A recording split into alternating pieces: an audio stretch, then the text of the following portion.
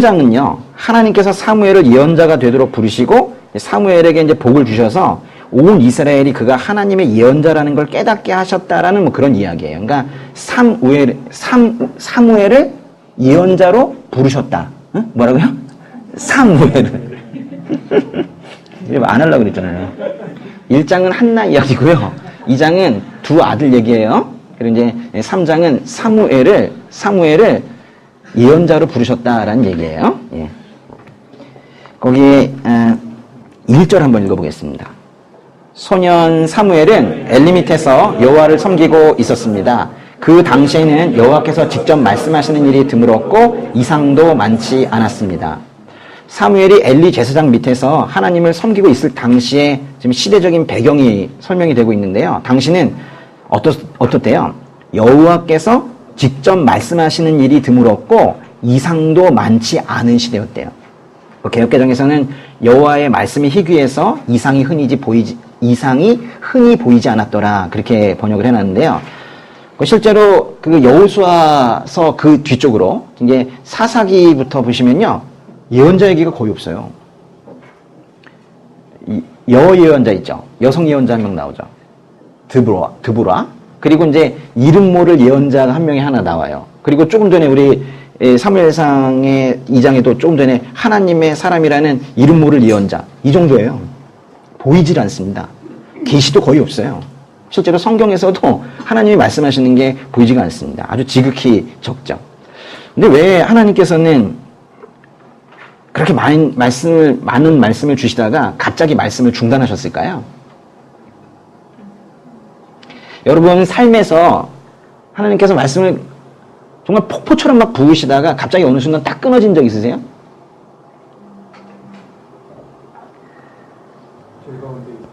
죄 가운데 있을 때. 그것도 맞아요. 죄 가운데 있을 때는 하나님 음성 들리지 않습니다. 근데 그거는 하나님을 말씀하시는데 저는 못 들을 수 있어요. 근데 아예 하나님께서 말씀조차 하지 않으실 때가 있어요. 그거야말로 진짜 문제죠. 아니, 내가 영성이 떨어져서 하나님께서 말씀하시는 걸 듣지 못한다면 그나마 소망인데 하나님께서 말씀을 안 하셔서 못 들었다면 이건 정말 큰 문제죠. 여러분은 언제 말하고 싶지 않으세요? 슬플 때, 마음 상했을 때. 아니, 마음 상하게 해놓고는 말 좀 하라고 그러면 말하고 싶어요? 말하고 싶지 않죠. 마음이 상하면 말을 할 수가 없어요. 하나님도 이런 면에서는 비슷하실 거예요. 백성들이 하나님을 카바드하지 않으니까, 다른 것들을 더 카바드하니까 하나님도 그들을 멸시하고 더 이상 말씀 안 하시려는 거예요. 제사장들이 이 모양이니까 백성들은 더 심했던 거예요. 지금 이게 제사장 몇 명의 이야기가 아니라 시대가 그랬다는 거예요. 시대가. 그런데요, 그렇게 이제 타락한 백성들로 인해서 하나님께서 말씀을 안 하시기 시작했잖아요? 그러면요, 백성들은 더 빨리 타락해요. 이런 걸 악순환이라고 하는데 더 빨리 타락해요. 잠언 잠깐 가보세요. 잠언에 29장 18절. 한번 읽어볼까요? 계시가 없으면 백성들은 망하나 율법을 지키는 사람은 복이 있다. 뒷부분은 뭐 아름다운 말인데 앞에 보니까 계시가 없으면 백성들이 망한대요. 그러니까 예언의 말씀이 없으면, 하나님의 음성이 없으면, 하나님께서 말씀하시지 않으면 백성들이 망한대요.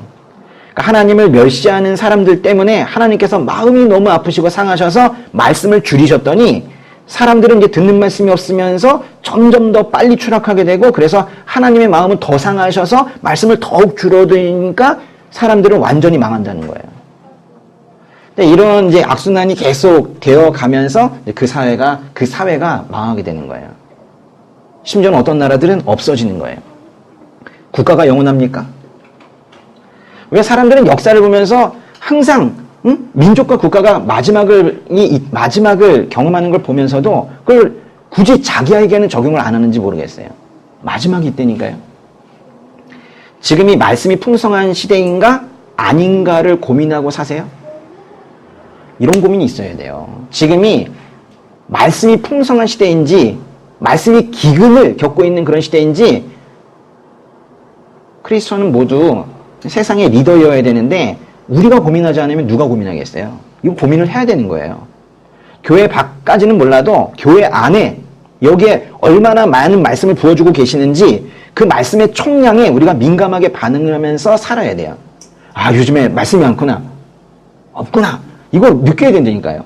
있으면 있는 대로 없는 대로 그렇게 사는 게 아니라 이 말씀의 총량에도 우리가 관심을 가지고 살아야 되는 거예요. 혹 하나님께서 몇 년 동안 나에게 한 말씀 안 하셨어도 마음 하나 아프지 않고 그렇게 살아온 거 아닙니까? 교회가 성령의 음성 따라 움직이지 않고 건조한 인간의 지식으로 움직이고 있는데도 그냥 돌아가니까 제법 잘 되어가고 있다라고 착각하고 있는 거 아니에요? 가슴 아파할 것에 가슴을 아파하고 그렇지 않은 것에 둔감해야 되는데 우리 좀 거꾸로 된 것 같아요. 하나님의 음성이 없는 삶은 좀 전에 잠언 말씀 본 것처럼 망해요. 망하는 삶이에요. 하나님께서 나에게 이렇게 말씀하셨다.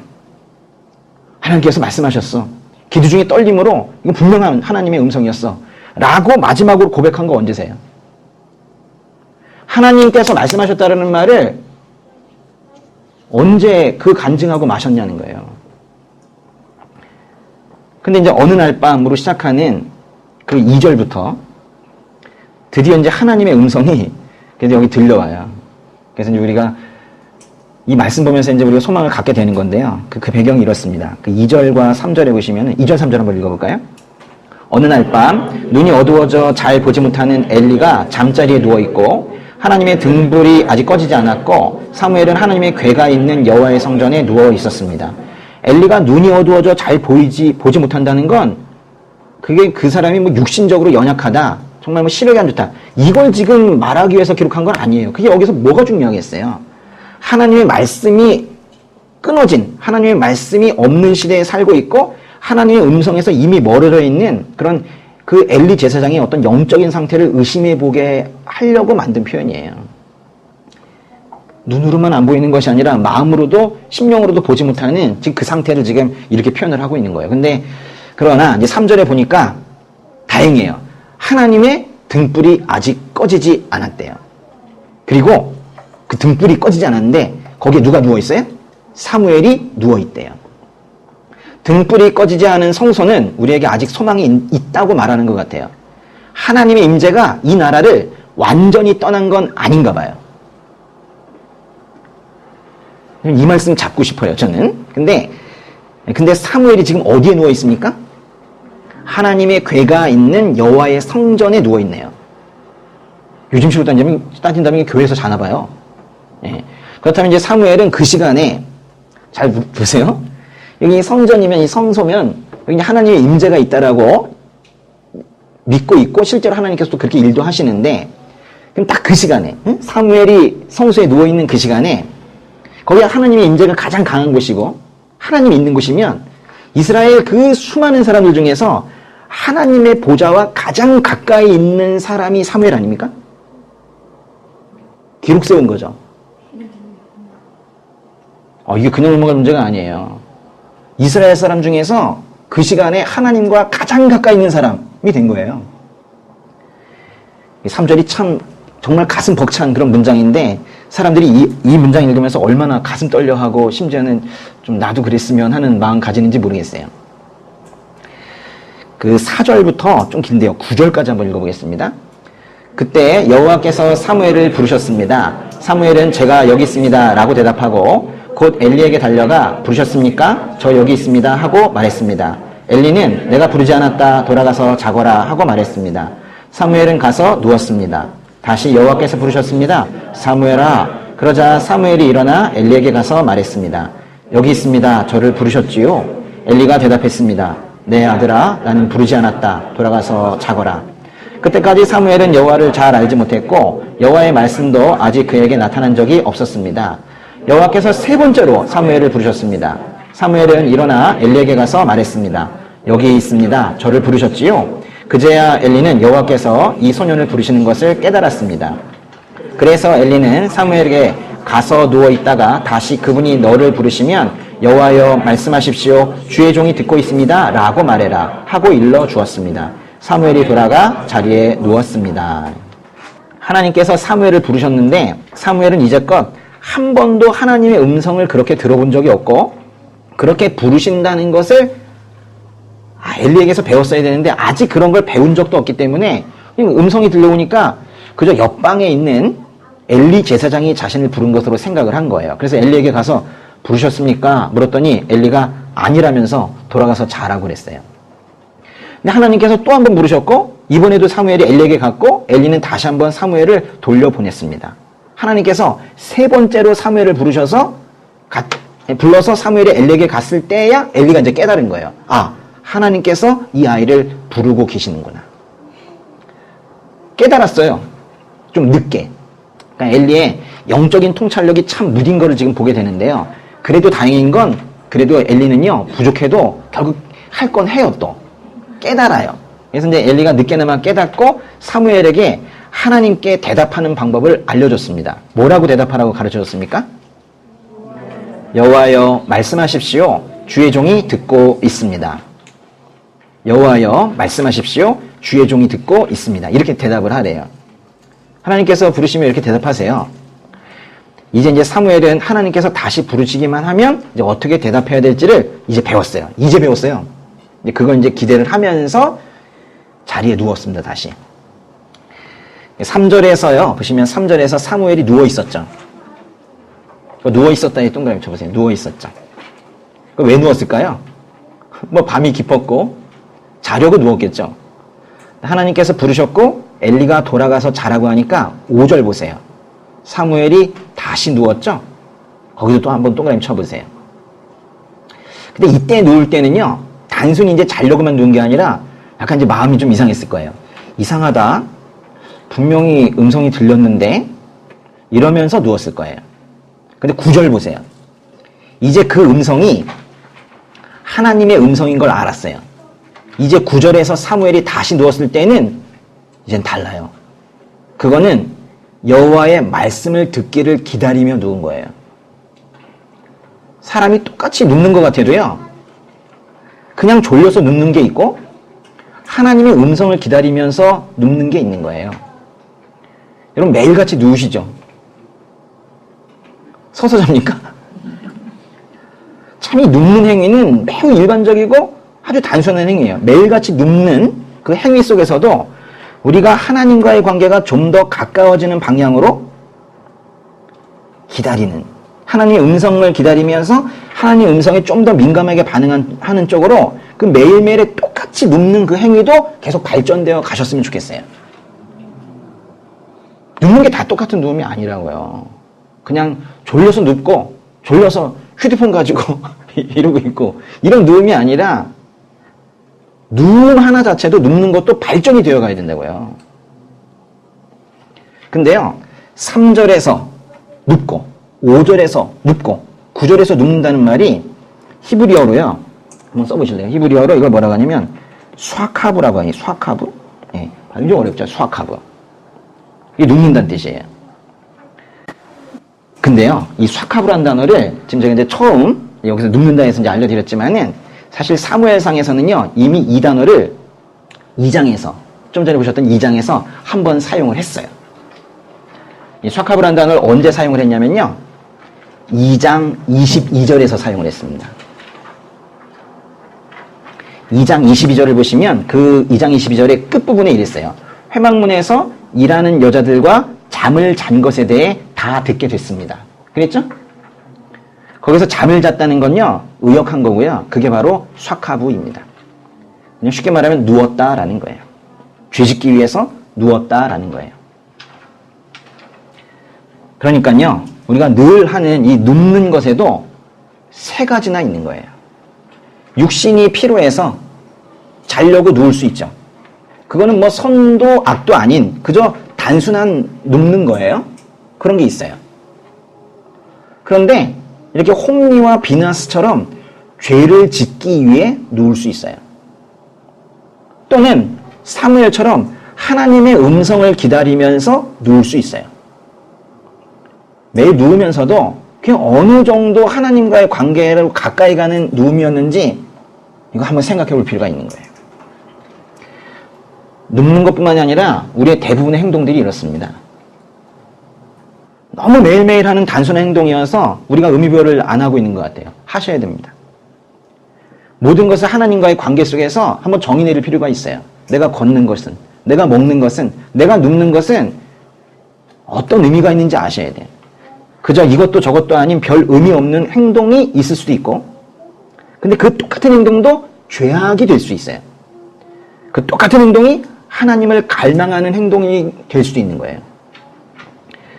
우리가 이제 하나님만을 구하는 건요, 어떤 그 특정한 행동을 통해서 나타나는 게 아니라, 뭐 이렇게 손을 들고, 응? 또 예배에서 콩 뛰고, 이래야지 하나님을 갈망하는 그런 행동이 아닌 거예요. 오히려 모든 우리의 일상적인 행동 속에서 하나님에 대한 갈망을 그 행동에 담아야 되는 거예요. 무슨 의미인지 좀 이해하시겠습니까? 똑같이 걷는 그런 행위 속에도 하나님의 갈망을 거기에 담는 거지, 어떤 특별한, 특이한 어떤 행위와 자세를 통해서 하나님을 갈망하는 게 아니란 말이에요. 매일매일 일반적으로 하는 그 단순한 행동, 아주 통상적인 행위, 거기에 하나님을 담지 않으면 우리는 늘 하나님을 의식하는 삶을 살 수가 없어요. 아주 특이한 어떤 집회에 갔을 때는 하나님을 의식하지 일상에서 하나님을 의식할 수가 없단 말이에요. 누워있는 사무엘에게 이제 드디어 하나님께서 다시 나타나셔서 부르셨습니다. 10절 보세요. 10절 한번 읽어보겠습니다. 여호와께서 나타나셔서 그곳에 서서 조금 전처럼 부르셨습니다.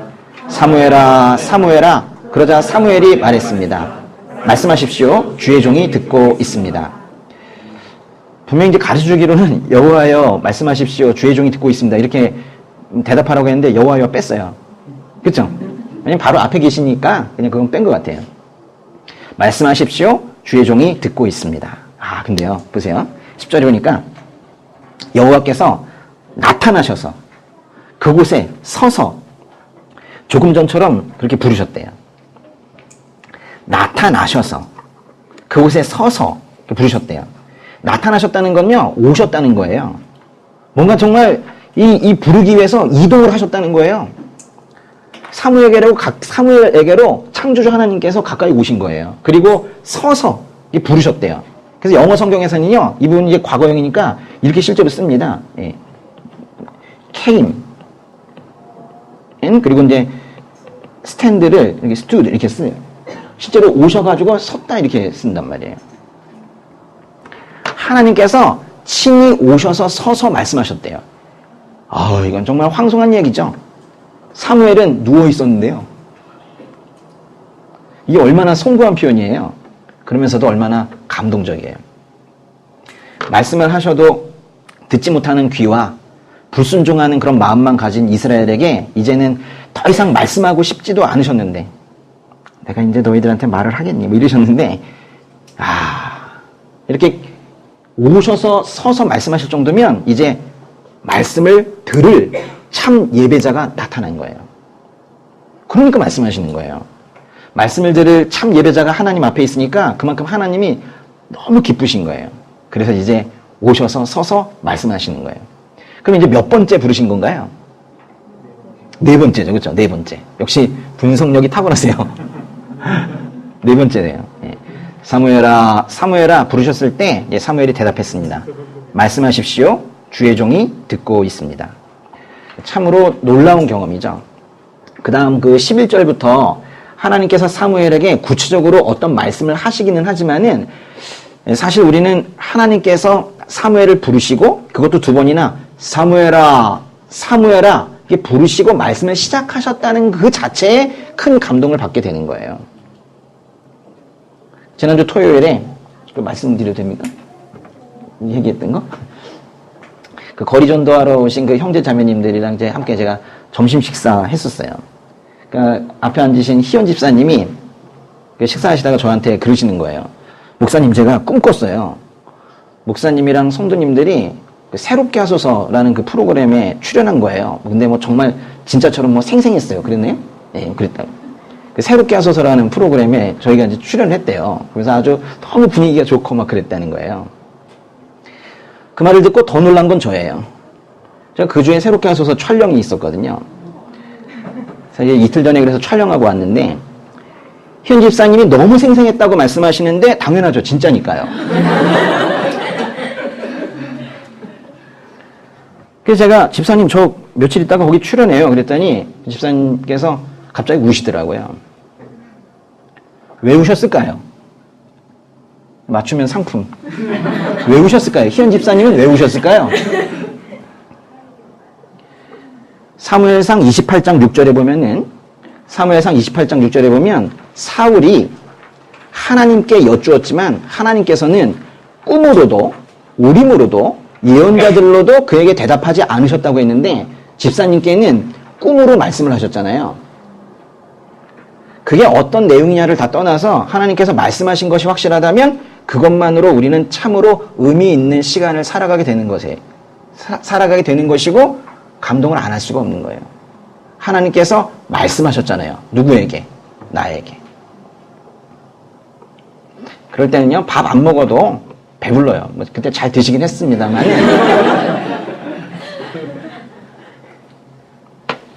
마지막으로 하나님께서 이렇게 말씀하셨다. 또는 꿈으로 말씀하셨다. 그게 마지막으로 언제였는지를 오늘 한번 생각해 보시고 혹시라도 조금 오래되었다 생각이 되시면 그게 오늘이기를 오늘 우리에게 말씀하시기를 그거를 식사하시면서도 또 걸어다니시면서도 기도하시고 그렇게 또 갈망하는 그런 시간 되셨으면 좋겠습니다. 네, 식사하시고 또 볼게요. 네.